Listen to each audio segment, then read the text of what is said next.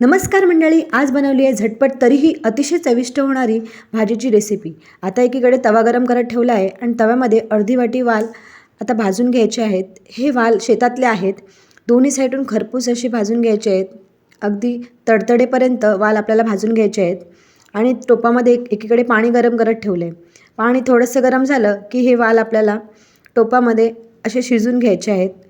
अगदी 5 ते 7 मिनिटं उकळी येतपर्यंत हे वाल नरम होतपर्यंत शिजून घ्यायचे आहेत। ही रेसिपी भात आणि कढीसोबत अतिशय तुफान लागते, नक्की करून बघा।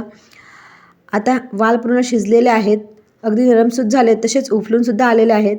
आता एका प्लेटमध्ये हे वाल झाऱ्याने मी काढून घेतले आहेत, कारण एक्स्ट्राचं पाणी असतं ते निघून जातं आणि वाल आपले सुके असे होतात। आता सर्व वाल अशा प्रकारे काढून घेतले आहेत।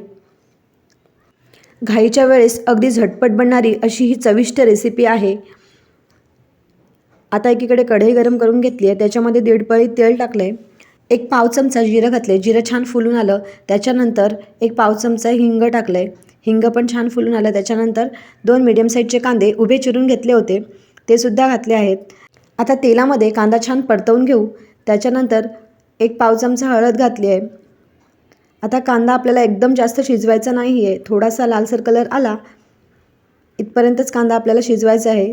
त्याच्यानंतर लगेचच आपण शिजवून घेतलेले वाल त्याच्यामध्ये ॲड करायचे आहेत। आता वाल कांद्यामध्ये छान असे मिक्स करून घेतले आहेत। मंडळी, ह्या रेसिपीचं नाव मी अजूनसुद्धा सांगितलं नव्हतं, तरी ह्या रेसिपीचं नाव आहे फोडणीचे वाल। आता मसाला जो आहे तो आपल्याला फोडणीला न घालता ह्या स्टेजला घालायचा आहे। 1-1.5 चमचा मी मसाला इथे घातला आहे, घरचा मसाला आहे हा।